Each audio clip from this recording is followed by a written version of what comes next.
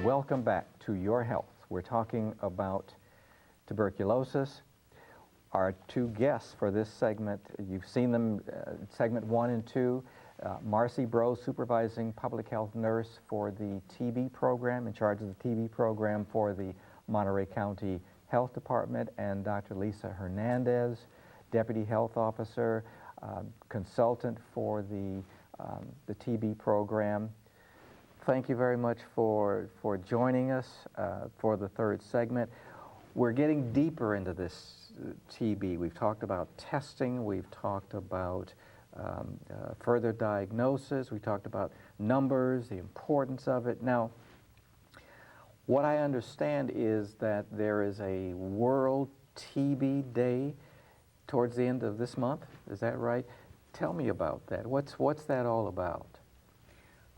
I guess I'll take that one. World TB Day is celebrated on March 24th every year, and it is in celebration of the day that Dr. Koch trying to get them to pronounce the name right. Goodness. Okay. Discovered Mycobacterium tuberculosis, and every year we try to encourage people to remember TB. Okay. It's just a one day, it's not a week. It's like some other things. Okay. So what do we do in Monterey County with this TB elimination day? I mean, what World TB Day, do we do anything special? Do we tell people, watch out for this, or don't do this, or don't do that? What do we do? Well, every year we try to find a way that we can provide community outreach and education. Okay. And so this year we were very happy to be invited to your program, Dr. Stallworth, so that we can again talk to the community about what is tuberculosis, how is it diagnosed, how is it treated, and what the health department can do to help anyone who has a question or has a need regarding tuberculosis. Okay, so what is the World TB Day? What's the actual date? It's March 24th because, as Dr. Hernandez alluded to, that was the day, March 24th, 1882, when Dr. Koch actually discovered the Mycobacterium tuberculosis. Okay, so this is an opportunity for us to say, okay, community, in 1882? 1882. Okay, Koch discovered Mycobacterium tuberculosis, the cause of TB. Here's what we want you to know about TB. Since 2000 BC, we haven't been able to conquer this thing yet. But there are ways we can protect ourselves, we can diagnose it early, and we can prevent it from spreading to other people. So we're taking this opportunity to let people know what it is they can do, not to become frightened and run around and waving their hands in the air, but to understand the disease and how they can avoid it. Exactly. Okay, now, this is a major misconception, which is why I'm asking it. We've heard this question again and again and again. Who's at risk for acquiring or getting tuberculosis? I think one of the biggest groups would be children, especially those under the age of 5, because their immune systems are lower and they are more likely to get exposed to it. I mentioned some of the people that need to be screened for TB are the ones that also need to be tested. Folks that are in congregate settings, people who live together in groups, whether it be because they're in a nursing home setting, residential home, they are incarcerated for one reason or the other. Those are other groups. People who have weakened immune systems because of illness, medical illness such as HIV. That's one of the biggest risk factors, actually. And other immune compromising illnesses such as cancer. People who are taking medications that bring down their immune system can also cause, or also people who are high risk for developing TB, either because they were exposed to TB earlier in their lifetime or during, or just exposed at that point that they're taking the medication. So then people that live close together with a lot of other people, Yes. whether it's in a long-term care facility, whether it's in jail or prison, or whether it's just a lot of families living together, or with a lot of kids Yeah. living together. Sharing the same housing, Sharing whether the it be same an space. apartment, a house, or sharing the same space. I see. And also people that have, their immune system is not quite as strong as the rest of us. Someone that has HIV, someone that's taking medication for cancer or steroids for whatever reason, these people are at increased risk. And so if they think they have symptoms of TB, then they should definitely either call their physician, go see their physician, or give us a call over at the Monterey County Health Department. Another group I'd like to mention too are diabetics, Yes. because we have a number of patients who have diabetes, and their health is so compromised because of the diabetes and other problems with the diabetes that if they had had a prior infection, that organism might break loose and they might acquire active disease. I see. So what we talked about before, the TB infection, that the bacteria is in your lungs, then at any given time, this wall around the wall that's protecting you around the bacteria could break down, and you can reinfect yourself if timing or if situations are correct. Now, we talked about transmission. How easy is it to get TB? I mean, is it like a cold or the flu where you pass someone in the store, you cough on them, or they cough on you, and next thing you know, you're coughing, the kids are coughing. How hard is it to get TB from somebody that's got it? Not by passing them in the store, that's for sure. And I think a lot of people, when they hear about TB or hear that someone might have TB, they naturally get frightened and think, could I have gotten exposed? Could I have gotten infected? So it's not just in passing, it's not by touching door handles, it's not by being in the same vicinity as somebody. It's close contact, breathing the same air in a small space where they, over a period of time, an extended period of time, where they might be considered a close contact and need evaluation and workup. Usually that's a household member or someone who has been living with that person in the same bedroom or in the same room for a long period of time. But even a household member may not have been infected. But that's the group we usually start with in testing. Okay. Did you want to add to that? No, Dr. I think you Hernandez? summed it up. Time and proximity, you know. So it's not really easy to catch TB from someone. You have to be with someone, living in a room, spending a lot of time with that person, with this person coughing, and preferably with not a lot of airflow, Right. like a college dorm with 2 or 3 people sharing a room, Right. or a family. One person's coughing in the room. Another question we ask is occupation.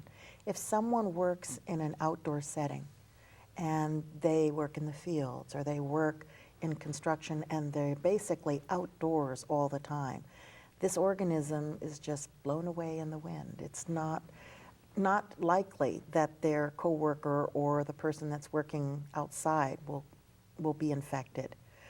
But that's part of the history that we take. We want to know where did they have contact with the person, for how long, and was it, as you mentioned, airflow? Was the airflow limited?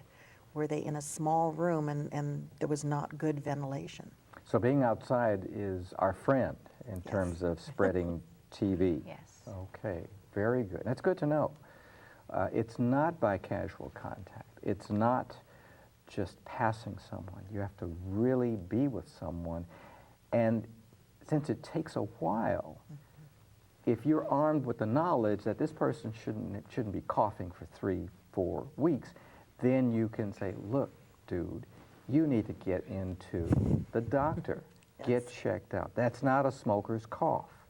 Good, go get it checked out.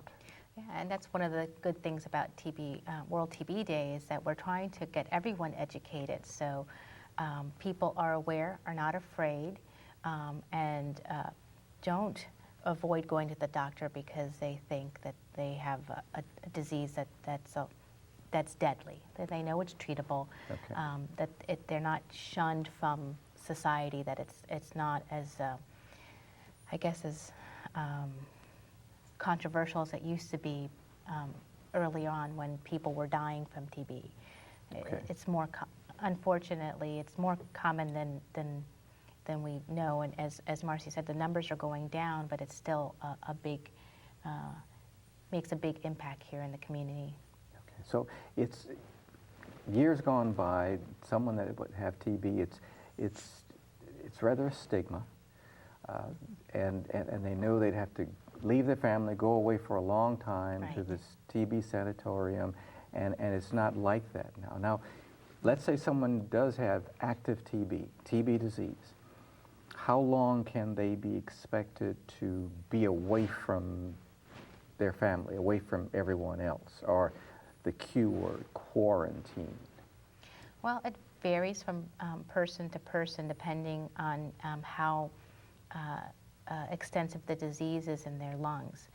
It can be as short as a couple of days to several weeks where they would have to be isolated from others. It doesn't mean that they're going to a sanatorium or a hospital and stay and separated from their family.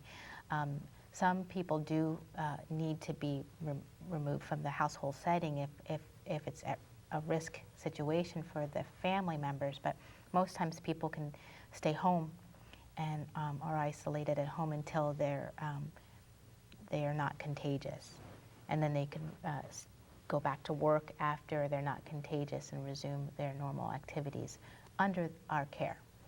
I see. So it's, first of all, it's very important that they see their doctor, either their doctor or they come and see us at the health department, and then we will guide them through this process. So it's not like weeks and months that they're separated from every living human.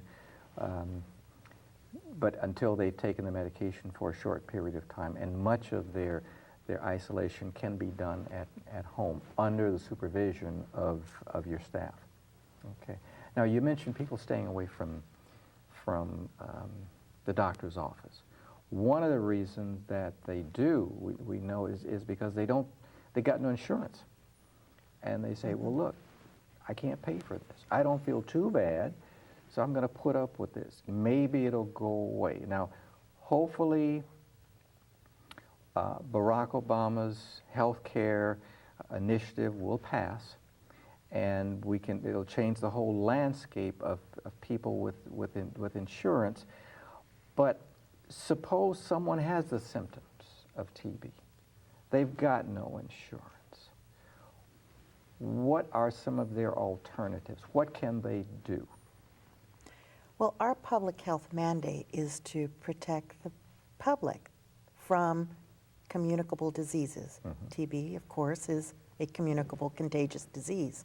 If someone does not have insurance or monies, and we're aware of it, if the report is made to the health department, we will test them and get treatment as quickly as possible. And we have our physicians who will follow them in our clinics. We have medications that we can provide, antibiotics, for them to get adequate treatment. And we will case manage all suspects and cases until they've completed their treatment or their follow-up. So barring any, there should not be a barrier because of the lack of funding or the lack of insurance, or medical insurance. So we don't charge them, is that right? If they do not have insurance or any financial means, we do not charge them. What a deal. It is. So they can call to the Monterey County Health Department and let them know that they got some symptoms they're worried about. And they can be examined, tested, and if they're found to have TB, treated. Their families investigated, or not investigated, but tested to see whether they have TB and be treated for the entire time. And if they don't have funds, they don't have insurance, they can still be treated. What a deal. You guys are really good. Thank you. Outstanding. I would also like to say, for those families that do have insurance or do have funding, it is such a devastating diagnosis in that they can't work for a long period of time, or for 2 weeks, 3 weeks, or longer, and the psychosocial impact. So we assist them with getting resources, referring to resources that can help them with other needs. Outstanding. Well, look, I want to thank Marcy Broe, Dr. Lisa Hernandez for coming and sharing information on tuberculosis. I also want to thank you, our audience, for listening, for watching. We've attempted to educate you about tuberculosis. Since 2000 BC, we haven't conquered it yet. And chances are we're not going to conquer it in our lifetime. But if you are armed with what it is, with what it isn't, and are able to get to your doctor if you have these symptoms, you will live a long and productive life. So again, this is your health. We've tried to give you information on how you can protect your health. Thank you so much.